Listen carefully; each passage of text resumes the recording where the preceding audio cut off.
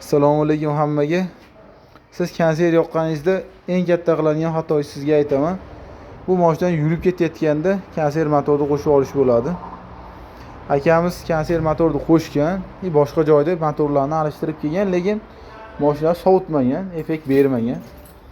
Radiatordan ochdik, mana holatini ko'rishingiz mumkin. Bu filtrda boshi bu. Bu mana filtrda ichi. Hali filtrda olamiz. Bu bo'lsa mana filtrda olamiz hozir.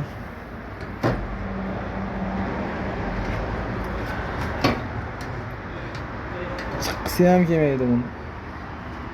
Bu bo'lsa mana filtrda holati. Dog'lasa o'zini chiroyli qilib to'g'rilab berishga harakat qilamiz.